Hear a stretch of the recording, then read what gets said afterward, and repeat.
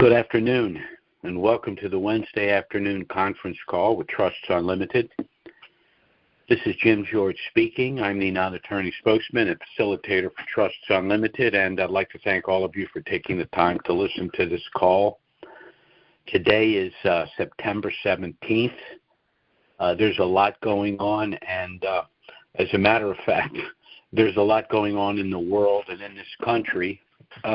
First thing I wanted to mention is the unfortunate murders that have taken place in this country. There's a segment of this country that seems to think violence is justifiable, and it's unfortunate that things like people like that exist, but they do, and we just have to proceed despite the setbacks emotionally that are created by this, but it is what it is. But historically, something else in terms of the country is happening today. Again, today is September 17th, and I didn't realize it was the 17th till this morning when I was starting to get my final notes together for this call. And I kept thinking to myself, why does that date seem important to me? Well, it kept bothering me. So I Googled it, and in fact, September 17th is a very important date. It's the date that the United States Constitution was signed, which is, of course, extremely important. But coming from Maryland, it was a date of something else, too. It was the date of the Battle of Antietam during the Civil War. It was the bloodiest battle of the war. Nearly 23 souls were lost in one day. It was a turning point of the war, and historians say that it was such a bloodbath that it took over a week for the blood-drenched river streams and battlefield to, finally the rains came and alleviated a lot of that. So it was an historic date, and I think it's a date that brings us a lot closer to what we're most interested in. And that is, of course, as investors in the Iraqi dinar and many of us, the Vietnamese dong, things are really picking up speed. One of the reasons that this is happening, in my opinion, is because the current administration, the Trump administration, President Trump specifically, is really pushing for things to get done. One of the tools that he's using are tariffs. I've gotten into this in the past, but tariffs can be used not only to offset countries that artificially devalue their currencies and create trade deficits, but it can also be used in countries like Iraq and Vietnam in order to incentivize them to reinstate their currencies because in a program rate they just simply cannot function trading with countries with tariffs. So this is very good news for those of us that have currencies. Something else that Trump has done in addition to having the U.S. Treasury assist the CBI of Iraq is he's brought in the Oliver Wyman Group. This is a global management consulting firm, and they've been brought in to help establish the protocol for the final phase of the monetary reform. And with all of this going on, if someone were to say to me, I can't give you a date and a rate, but if someone were to say to me the Iraqi dinar, given the information on the ground, we can expect it to reinstitute in the next 30 days, I wouldn't be able to challenge that because as I said, steam is picking up, the momentum is picking up. They've got people both internally and externally that are working hard with the same objective. So let's just talk about the players in Iraq. We have Soudani. He's been foot-dragging a little bit of late, but I'd say he's on the plus side of getting this done. We have the Council of Ministers on the plus side of getting this done. We have Alak, governor of the CBI. He's on the plus side of getting this done. We have the Parliament, which is the sticking block here. This is a chaotic, dysfunctional group. Many of them have sympathies with Iran, and so they by themselves are not going to be able to stop what's going to happen. And then, of course, we have Barzani in Kurdistan, and he wants to get this done as well. And now they've brought in the Association of Private Banks that are going to be working with the Oliver Wyman Group. So, again, the momentum is there. I don't think it can be stopped. It's just a matter of when, not if, and I think we're getting much, much closer to when. Then, of course, there are the global players, the U.S. Treasury, which is very involved and wants to get this thing done. But now we have the Bank of International Settlements, the World Trade Organization, the World Bank, and the IMF all pushing because they've all got a little piece of Iraq, and they want to get this done as well. Now, I mentioned the Oliver Wyman Group. They produced a protocol through the white papers for the final monetary reform, and these white papers are being sent to the officials at all of the banks for signature. So they're making sure that if these banks want to stay open, if they still want to be functioning, if they want to be part of the reinstitution and all of the economic gains that will be made, then they need to basically sign off and say, yeah, we're all on the same page, we're with you, we're going to be cooperative, no more nonsense, no more foot dragging, no more negative influence by Iranian officials, and let's move forward. So if you're an individual that has purchased Iraqi dinar, and I would also include the Vietnamese dong, I think for those of us that have been waiting a long time, I think the date of payoff is very, very close. Now, I want to talk a little bit about the financial transactions in country, because I'm of the opinion, and this is just my opinion, that in country, certainly in terms of governmental agencies working back and forth, they're already operating with a new exchange rate. The Kurds send the revenue from the sale of oil to Baghdad. Baghdad then reiterates by sending the salaries to Kurdistan.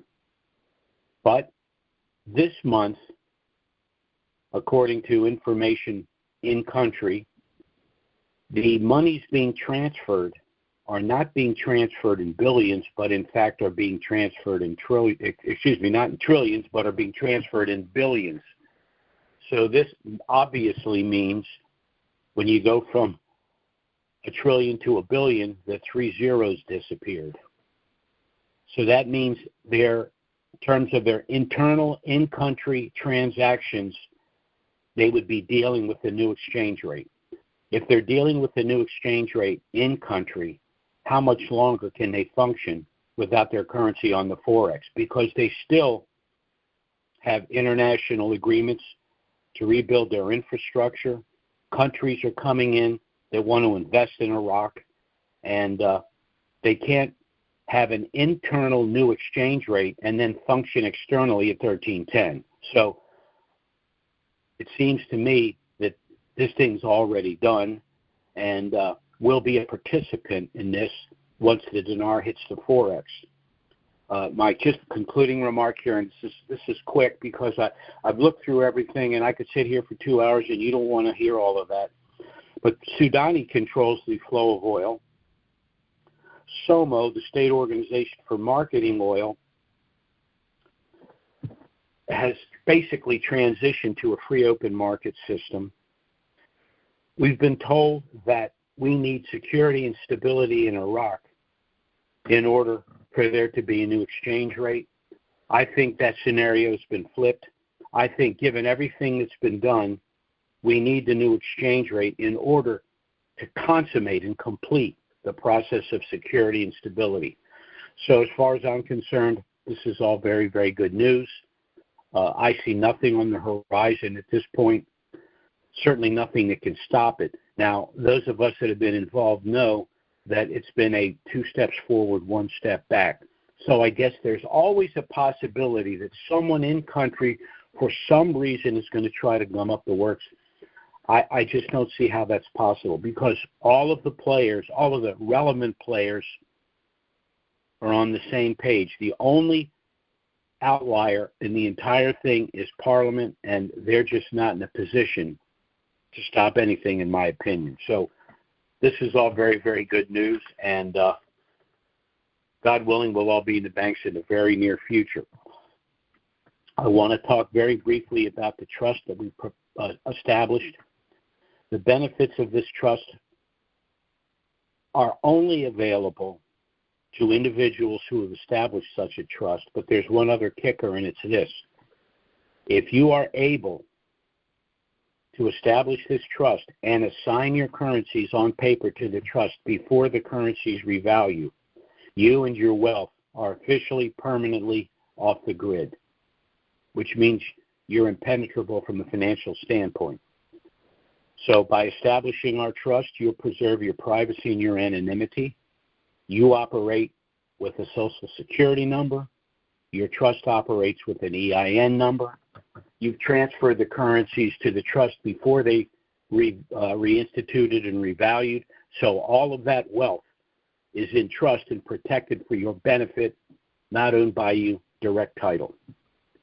The second benefit of the trust is it allows you to personally avoid IRS scrutiny.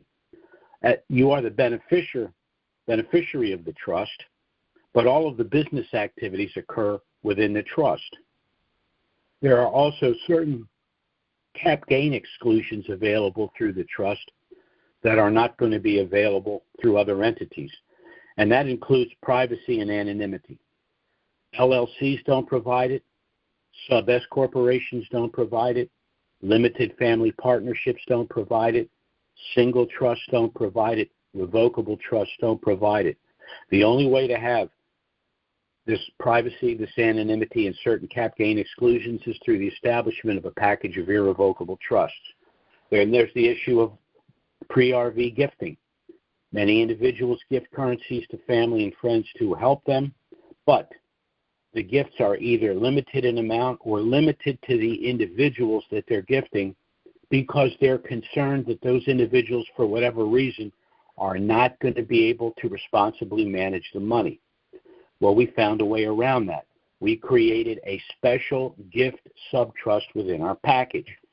This means that you can gift these currencies pre-RV to these individuals through this trust, but this sub-trust will allow you to have complete control of the post-RV proceeds, meaning you can gift currencies to whomever you wish in whatever amounts you wish, and you will have control of the post-RV proceeds for their benefit. This trust will also allow you to avoid the cost and delay of probate and exposure as well, and the federal estate tax. Without this trust, your estate goes to probate. Everyone knows the size of your estate, who your heirs are, how much they each stand to inherit. Anyone can challenge this transfer of wealth through the process of probate, which could tie the estate up for months and even years. Then there's the federal estate tax, which can be as much as 55% of the estate in excess of $12 million. Scenario 2, you don't allow your estate to go to probate, you establish our trust. By doing so, you avoid probate. No one will know the size of your estate, who your heirs are, and how much each stands to inherit. And in addition, the federal estate tax will be zero, meaning your heirs will inherit 100 cents on a dollar of their estate. Lastly, there's the asset protection that the trust and only the trust can provide. Pre-RV, the trust allows you to avoid something called the Uniform Fraudulent Transfer Act.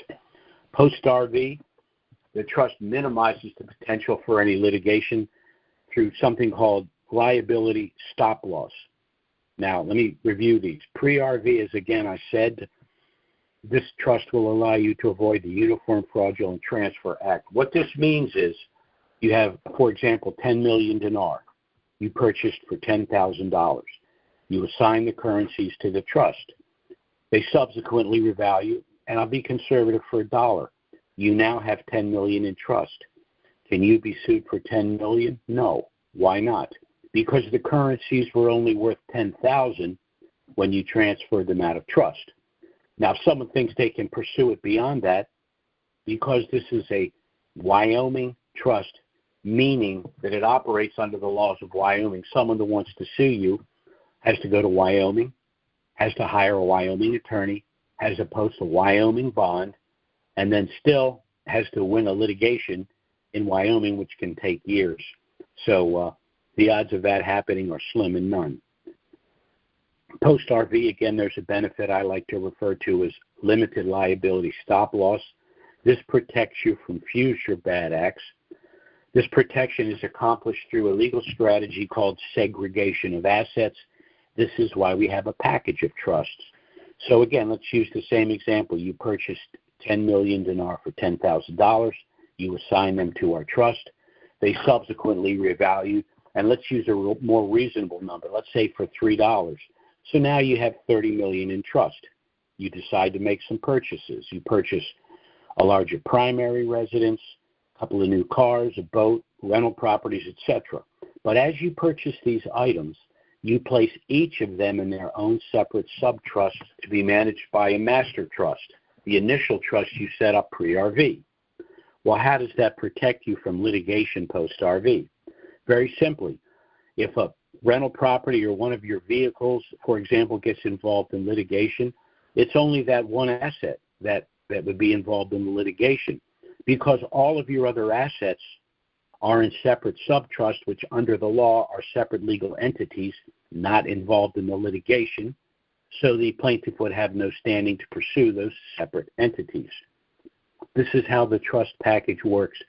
This is how wealthy individuals manage and protect their wealth generationally.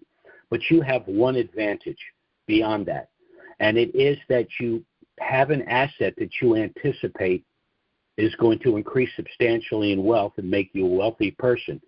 So by assigning that asset to the trust before that wealth is acquired, all of these benefits that would not ordinarily be available to anyone would be available to you.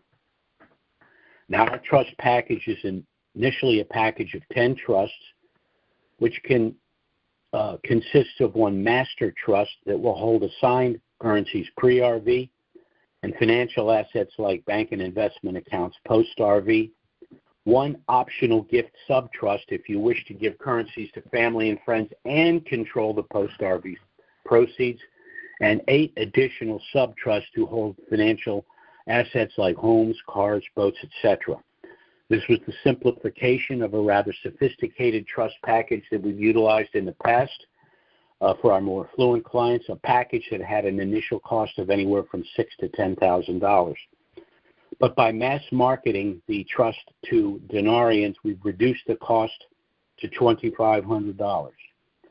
So that means for the sum of $2,500, you will have a trust package that would cost certainly as much as $10,000 with all of the assets that you will accrue for 25% of cost at $2,500. Now, we're going to go to the Q&A in just a moment. Before we do, the things we've discussed here are of interest. I would strongly suggest you contact us to get our initial no-obligation package. You're under absolutely no obligation by doing so. You can review the package. It has a lot of information about these trusts, how they work, what the benefits are both pre- and post-RV. If you wish to proceed, everything you need is included in the package, but again, you're under no obligation to do so. You can contact us if you have any questions. We'll be happy to assist you. You can contact us either by email or phone. Our email address is trusts with an S, unlimited, LLC at gmail.com. That's trusts with an S, unlimited, LLC at gmail.com. And our phone service is 307-274-4122. That's 307-274-4122. Contact us by email or phone. We'll get our initial package out to you. Again, everything's there that you need to proceed. After reviewing the package, if you still have questions, you can contact us by email or phone. We'll be happy to assist you in every way. I would strongly suggest that you move rather quickly, because the way things are moving, not only in Iraq, but in the United States and globally, everyone, with the possible exception of the Iraqi parliament, is on the same page, and they're moving, dotting I's, crossing T's, moving all obstacles to get this thing done.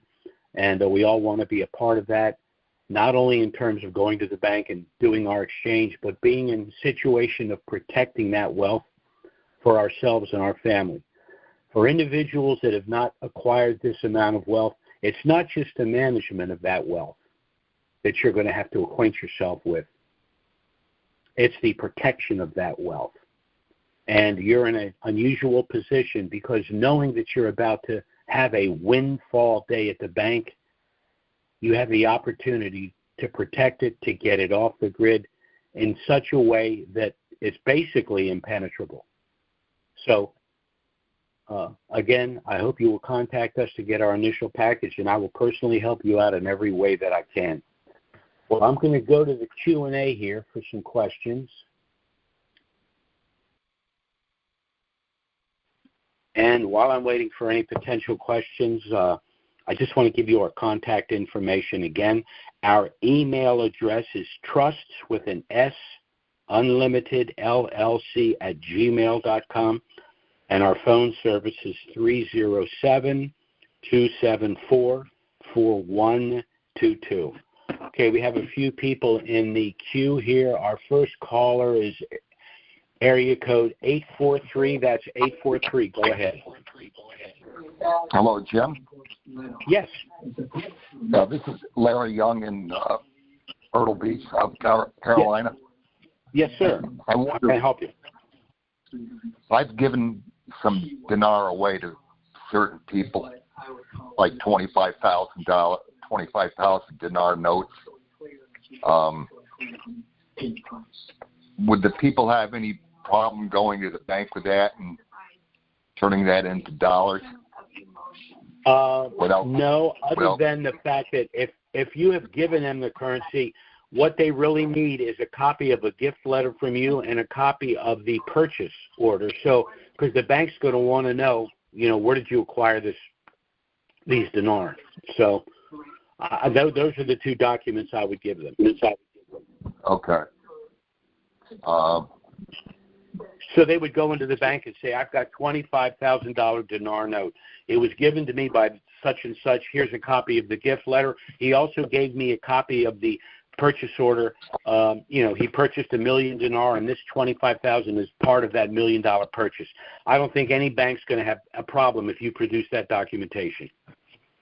Okay, very good. Well, hopefully this comes about pretty soon here, I hope. Well, there's so much going on, and there's so few issues that I think are an impediment. The right people, I think, are, even though Soudani's been foot dragging a little bit right now, I think he's on board. And, of course, the Trump administration's all over this. So, and all of the international organizations, the revaluation of the currency benefits them as well. So, I'm hard-pressed to find someone that even had the ability to try to stop it, even if they wanted to. Okay. That's the only thing I wanted to ask you at the present time. Okay. Well, okay. You've got our phone number. If you have any other questions, and our email, I'll be happy to help you. Okay, Jim. Thanks. Yes, sir. Bye-bye now. Our next caller is area code 347. Well, wait a minute. Yes. 347. That's 347. Go ahead. Hello? Yes. Yeah, okay. It's already September 15th, and they still have revalue. Do you think they're going to revalue by October or by this year? Well, there have been some talk about it happening in September. The way they're moving, it's certainly possible, but that's why I said I'm looking to the next 30 days. No, but do you think that do you think they're gaslighting everybody? Do you think they're going to revalue, or they're just playing people along just to benefit from that, or no? You think they're going to? I don't know what benefit they have for gaslighting. And once again, they're dealing with the United States Treasury and the the Trump administration. They're also looking at some tariff issues. So if they're gaslighting, it's a very foolish move. I don't think that's what's going on at all. And again, I still look to the Trump administration. They're just a get things done group. Compared to the previous administration. I mean, if the previous administration were still involved, I wouldn't be saying the things I'm saying because, that guy, just couldn't get anything done. Didn't know what he was doing. Didn't know what, it just, I've never seen anything like it. In my lifetime, I've never seen such a train wreck. So I think, because of that, I think Trump's, doubling his efforts to get as much done as he can. I think he wants a lot of things done this year, because the midterms are coming up, and I think he would love to have 10 to 15 million nouveau riche voters out there for the midterms. So I think we're on a glide path to get this done very, very quickly. Well, I mean, hoping this Gaza war doesn't escalate even further. That's another issue. I agree that I do, but I don't see that affecting the reinstitution of the Iraqi dinar. I do see it affecting a lot of other geopolitical issues, but not this particular issue. All right, thank you. Sure. Bye-bye now. Our next caller is area code 801. That's 801. Go ahead. Jim, it's Clay in Salt Lake. How are you? Clay, how are you doing? I'm doing just fine, my friend. I have a question I wanted to ask you, though. Okay. For the longest time, the closest we've gotten is right now regarding the dinar. I've been in this thing since 2005, so that's 20 years. But this is the first time they've actually tried to put a budget together and get the budget done, which is going to require the RV or the RI, whichever one it is. The process started in 2023 because it was supposed to be a 3-year budget. Right. But yet it's 2025. They never activated the 2023 budget. They never activated the 2024 budget. Where does that money go that's allotted for those budgets? And if it's been allotted, you say that the dinar, in your opinion, has already revalued, and they're just not letting us know. I don't know how they could keep that a secret if they're using those dollars to make these trades. So where's the money coming from? That's a very good question. I wish I had a very good answer for you. Let's just say the way they've been operating is, I won't use the word nefarious, but I'll say extremely unconventional. There's a lot of under-the-table dealings going on. They operate differently in the Middle East. They just do. We're trying to plug a Western system into a Mid-Eastern system, a tribalist social construct. But people are being paid because, as an example, in Kurdistan, the payment for this month, August is due. So that, they can't go 2, 3, 4 months without paying them. So they're paying them. What I'm saying is when they do cut the check for August, in my opinion, it's going to reflect a new rate, even though they haven't cut it yet. And I think that the reason a lot of things haven't gotten done for the last 4 to 6 weeks is because they want a new exchange rate before they make those payments. And that's what the people have been told. And at some point they're going to say, okay, if you're not going to pay us with the new rate, then pay us at $13.10, but you got to pay us. So that's why I'm saying this has got to break certainly within the next 30 days because they just can't keep doing what they're doing. I know it's confusing. I know it's frustrating. I've been involved in this as long as you've had, and I want to go over there and smack someone and say, for the love of God, get this thing done. But I do think we're there, and I think that the way they're lagging with all of these payments, given the other international institutions involved, is that they are legitimately changing the exchange rate and doing the accounting to back pay everything at the new rate. Well, Jim, they have 2 opportunities on the fiscal year to actually pass the budget. 2 opportunities. That fiscal year ends, the half year starts in October, and the new year starts April 1st. So in my opinion, if they're going to do it for the half year for the budget, they have to revalue that currency sometime in September or latest the end of October in order to get the budget for the half year or full year. So I think if they do that, that will happen. But I just can't understand why they keep skipping over years, promising their people that they're going to pass the budget, they're going to initiate the reforms, and none of it ever happens. So, the reason they keep doing it is because they keep getting away with it. I don't think Trump's going to allow that to happen. I think he's got some leverage. Now, the simple thing, what's Occam's razor? The most logical, the simplest way to do something is the correct answer. So for them to do it in September would be the smart thing. But that's not the way they do things. Now, let's say they waited until November, and I'm not saying that they are. It would be much more difficult, but it could be done. That's why I think this long ride is finally over, because I just think we have the right people involved right here. And I personally, I can't underestimate to you how much influence I think Trump has with this. He knows that the Treasury holds trillions of dinar. He knows that the midterms are coming up. He's bringing in all this revenue from his tariffs. And there's one other thing, and again, this is my opinion, that I think he wants to do. I think he wants to end the Federal Reserve and the federal income tax. And I think the best way to do it is to have a huge chunk of money flowing into this country to offset the revenues that they got from the federal income tax. And also, 10 to 15 million Americans are going to become extremely wealthy, and what are they going to be able to do? They're going to be able to create new businesses, build, do all of these things. I know it sounds grandiose, but that's the kind of guy he is. So that's what I think. I think, too, once the RVRI happens, like you said, it's going to create a lot of millionaires. That's a lot of revenue for the country, the United States. And the fact that Trump personally owns dinar and probably dong, too. And as he's mentioned in the past, we've been over in Iraq building roads, building airports and runways and all that.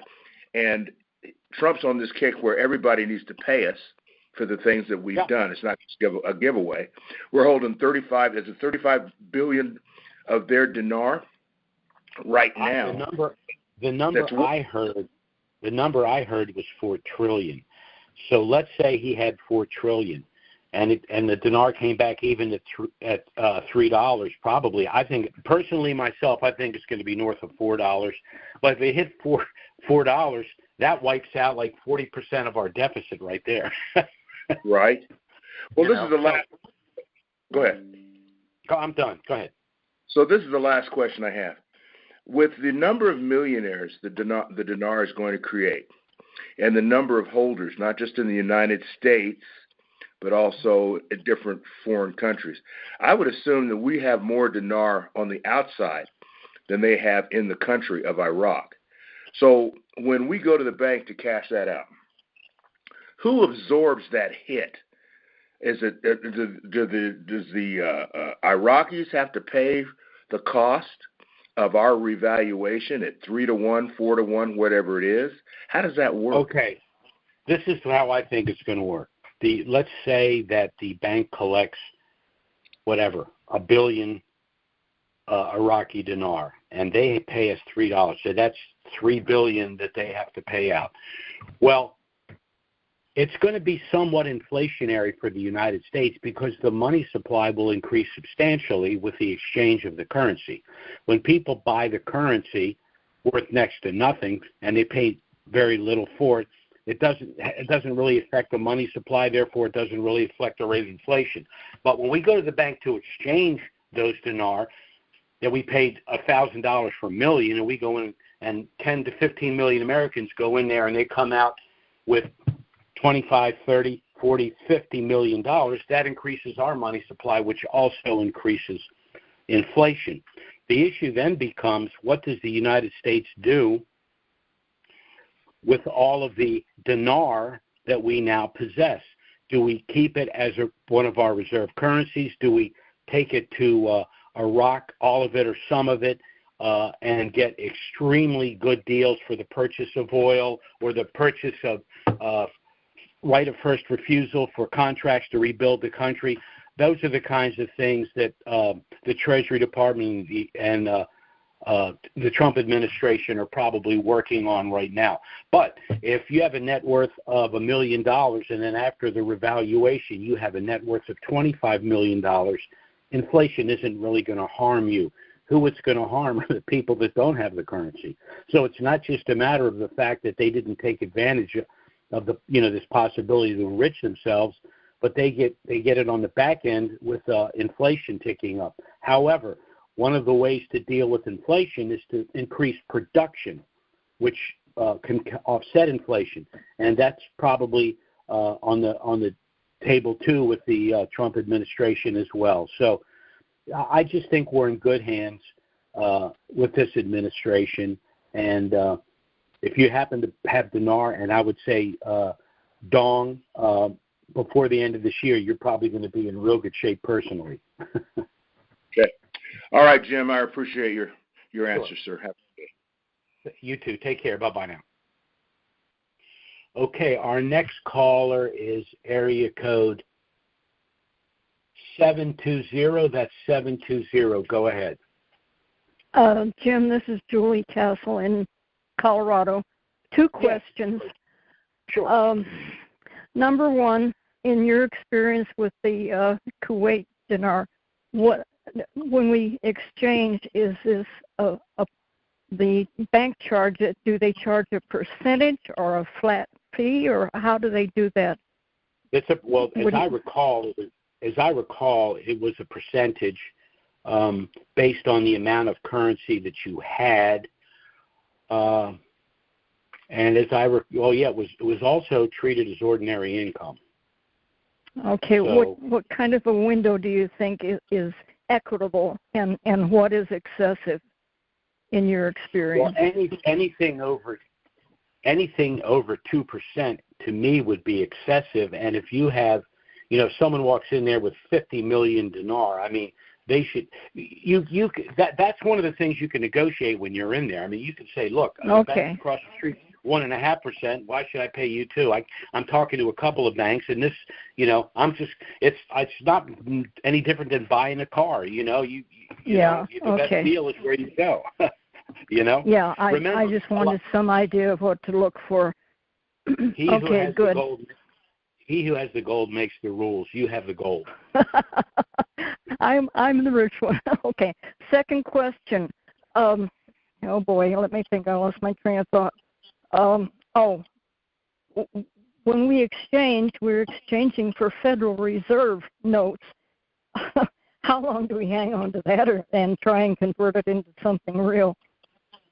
What do you think the future is? The Federal Reserve notes. Well, if Trump had his way, it's fiat money. They're just printing it. I understand.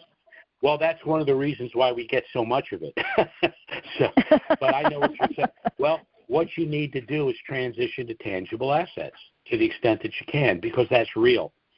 I know as quick as we can, right? I've always one of the things I'm going to do is I'm probably going to purchase a lot of maybe 2 and 3 bedroom homes that are in a little bit of duress, fix them up, rent them out. I'll have the cost of the renovation, depreciation, all of these things. Once you have this money and you sit down with a sophisticated tax advisor, then you can discuss not your investment options so much, but what the tax benefits are.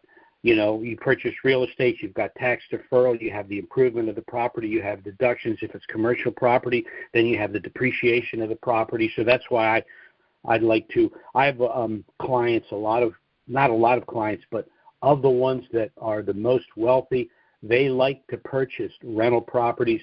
They don't like to manage them, so they'll even hire a firm to do the the collection of the rents and to review the property. The lease will say, well, they have the right, to walk in with 48 hours notice and look at the premises and things like that. I mean, you're going to shift and do different things, but I just like real estate for all of the reasons that I just stated. But no, you don't want to leave it in cash. Of course not.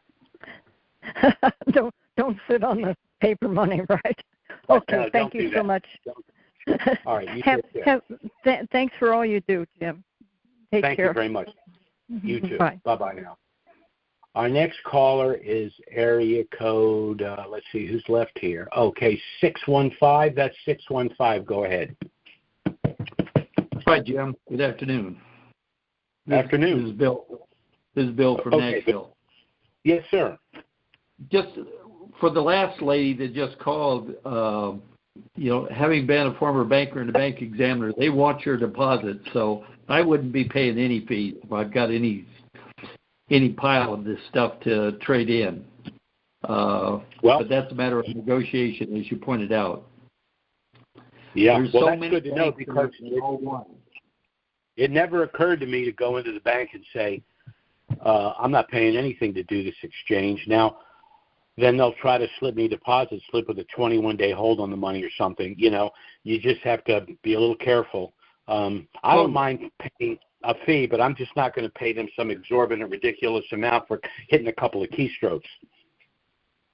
I agree with that. But I'm just saying that there's a whole lot of banks on the street, and they all are well aware of what's transpiring here, and they're all going to be fighting for those deposits. So I think it puts, as you pointed out, we're the folks with the money, and they want.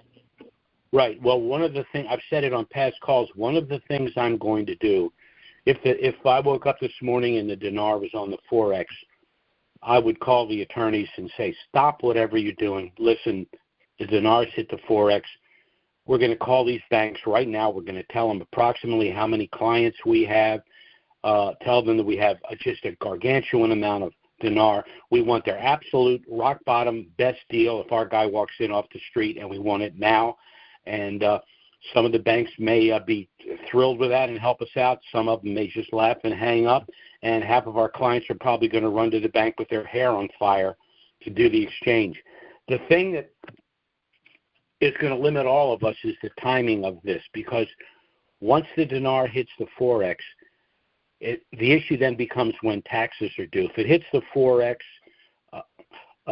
let's say the last day in September, well, when are taxes due? Quarterly taxes are due on October 15th. So that dramatically limits the time frame you have to go to a bank, negotiate the exchange, and have sufficient liquidity to pay what you have to assume is an ordinary income tax. So, I'm looking at that. I mean, and if it happens on October 1st, then I'm going to be able to say to people, well, we're in the fourth quarter. Taxes aren't due until January 15th, so we're in charge. We can take our time. We can negotiate the exchange. We can go to the IRS. We can try to whittle this down to cap gain if we want. We can do all that. But if it happens at the end of a quarter, then we're hamstrung, and we got to do what we got to do. The best we can do then is pay the ordinary income tax and file for a refund, citing sections of the code that suggest it could be cap gain. I know that this IRS publication 525 refers to the profit from the exchange as cap gain, but those publications are subordinate to the code.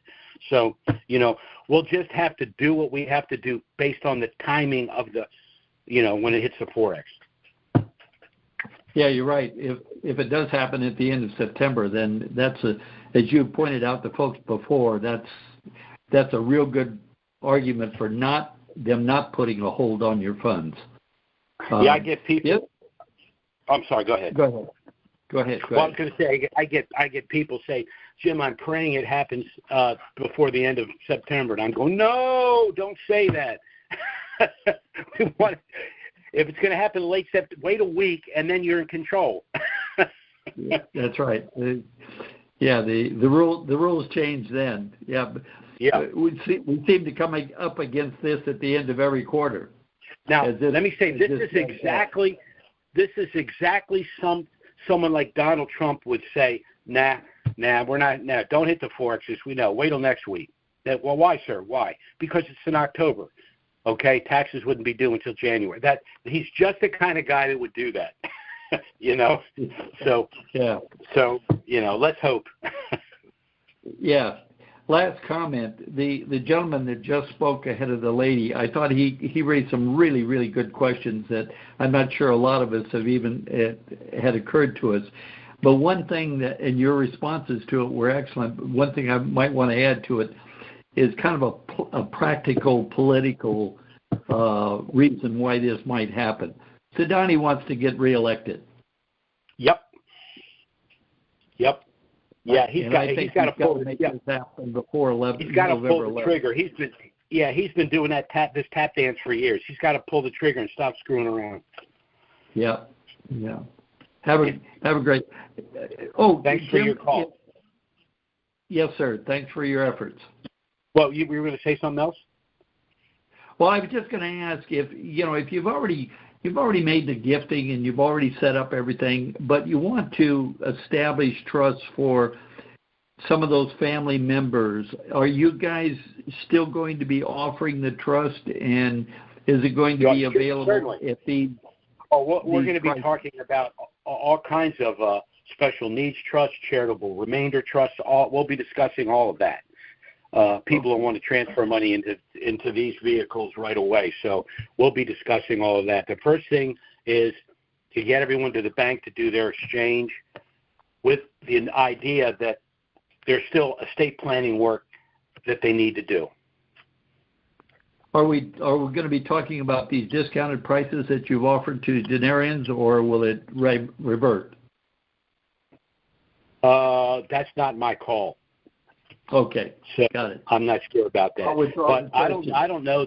I will tell you this: it's just like this trust. I mean, we could sell this trust for $6,000 to $10,000, but we're selling it for $2,500. Well, we'll probably be doing the same thing, having some sort of a discount for the simple fact that we're going to have a lot of people coming in, and on the other hand, money's not really going to be an option, is it? I mean, a problem. No, that's true. I'm not saying that you go say I want to pay the highest price for something, but I'm saying money isn't, the price of things isn't necessarily going to be the sole deal breaker. Well, that's where you negotiate, meet in the middle. I agree. All right. Have a great day. Right. Thanks, Jim. Sure. You take care. Bye-bye now. You too.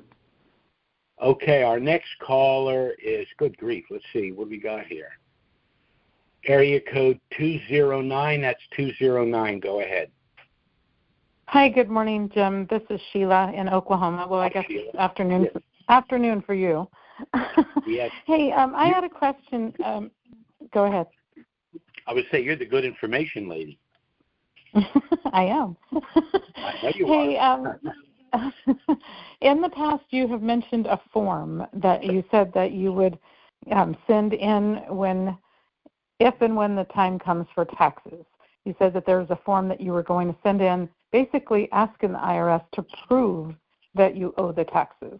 Is that a form that we can readily? No. Go ahead. No, it's not a form to prove we owe the taxes. What we're going to send them is sections of the code requesting the IRS to treat this as cap gain, not ordinary income. Okay.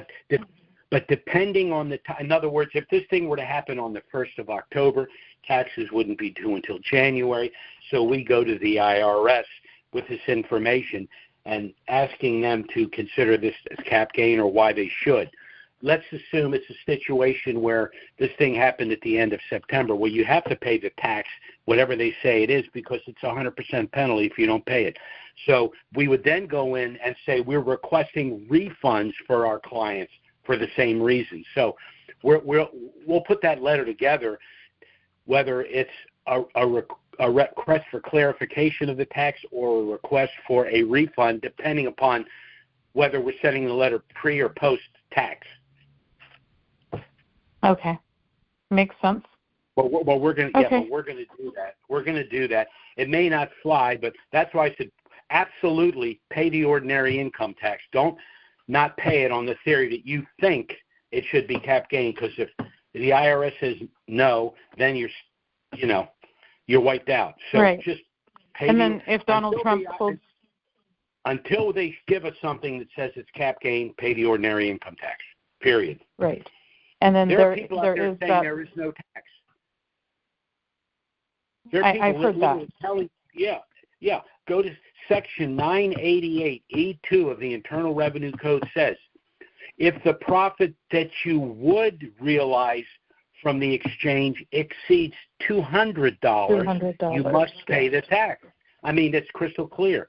You may not agree with this, but they're telling you what, So the timing is everything. If we have the time, we'll try to whittle it down. If not, pay the ordinary income, we'll try to get a refund. Right, and I think what they're holding on to is the fact that recently Donald Trump said no tax on capital gains, and so if this is viewed as capital gains, that might be the only loophole. But like you said, if we get a refund from that, then great. What he's trying to do and what he's actually accomplished before the RV are two different things. So unless of course, if he does that, we'll all know it. It'll be in the lead story. If it comes back and says there's no more ordinary income tax, or it's a flat ordinary, everyone paying 10%, or the cap gain has been reduced to 15% long-term and short-term, if that happens, then we'll know what we're dealing with. Short that, you pay the ordinary income tax, file for a refund. Okay. And then the last question is, I don't know if you're aware of this, but in recent days, the IMF has suggested to Vietnam, and I can send you this information in a text so you can review it, but recently suggested that they increase their exchange rate, and they're telling them to slowly float it so it doesn't get out of hand. So do you believe that that Vietnam may go before Iraq, even though that's never been the plan? Yes, and I've said that. In my opinion, the linchpin was the Iraqi dinar, and I thought other currencies like the Vietnamese dong would go shortly thereafter. But the Vietnam is the one exception where Vietnam could actually go before. Part of the problem with Vietnam is they were still in the umbrella China. It was kind of a closed shop. However, Vietnam basically boldly said to China, look, you know what, we're going to negotiate trade agreements with other countries ourselves directly. We're not doing everything through you. And they're starting to do that. So it's a wealthy country, and, you could make an argument that it's right up there with Iraq in terms of its wealth and its location. So let me just, if I had to hazard a guess, the Iraqi dinar is going to go and the Vietnamese dong is going to be right behind it. In my opinion, that's what I think is going to happen. Right. But you're right. I mean, the dong. I mean, they could just throw us a curve here, and the dong could go first. Right, and I'm just saying that because of the fact that Vietnam is openly in the news recently, it's out there in front of everybody talking about the exchange rate, whereas Iraq is like on the down low, being quiet behind the scenes. Maybe that's going to help push that. Well, part in of Iraq. that has to do. The reason Vietnam is, out there is precisely because they're basically thumbing their nose at China and saying, we're going to start negotiating our own. We're not doing everything through you. We're going to deal directly with these other countries. And, China's got issues. China's a large country. It has a lot of people, but, it's just not run well financially. Right. They devalue their currency to corner the trade. I mean, they just cheat. They're just cheaters, And, with Basel compliance, it's going to be, when Trump's first term, he said his objective was an equal playing field, the elimination of all of our deficits because these countries devalue their currencies artificially. China's going to get smacked in the mouth with all of this because they're not going to be able to continue to do what they're doing. They're just not. Right. One other thing, and you're probably aware of this, and again, if not, I'll send you this article as well. But in recent days, last week, Alok from the CBI had asked the UK to back them in their attempt to join the Bank of International Settlements, the BIS, which there's only 62 countries right now that are included in the BIS. So what would Iraq's benefit be, one, to be in the BIS, and do you think that is important that they just asked UK to back them in their request? I don't know that going to the UK was a slight for the United States. Remember, the Bank of London is a very powerful international bank. Right. But what it does say that they want to join the Bank of International Settlements means that they want to get involved in trade as well. Well, in order to do that, they need a currency, don't they? So they can't be a global trading partner at 1310. So all the news is good. There's just no bad news. I agree. And thank you for your time. That was my last question. Sure. Thanks. Thank you for your information. Send me whatever you got. You got good stuff. Okay. Will do. All right. Bye-bye now. Okay, our next caller is area code. Let's see, who haven't I spoken to here? I think here's one right here. Area code 312. That's 312. Go ahead. I wonder if that's Les. There you go. Here's one right here. Good afternoon, Jim. How you doing, Les? I'm doing all right. How about you, man? Well, things are looking good. I'm hopeful that this long ride's just about over. I need to get off. Yeah, you and me both. I've got two questions in listening to your information intel speech. I gathered Iraq is the holdup and not Trump. Oh, it's not. Trump's not the holdup for anything. Anything that's not getting done, it's not Trump. That guy wants everything done yesterday. He's a piece of work. I tell you, he's something. But he's not. He's the kind of guy. He doesn't call you up and say do this or else. He's the kind of guy that calls and says, look, this works for everybody. We got to get this done. What can I do to help? That's kind of the guy he is.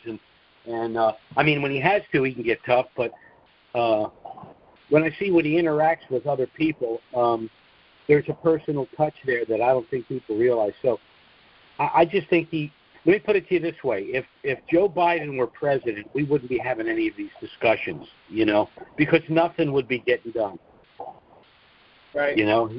He's just an errand boy for the left, and it's just the way it is. So, yeah, I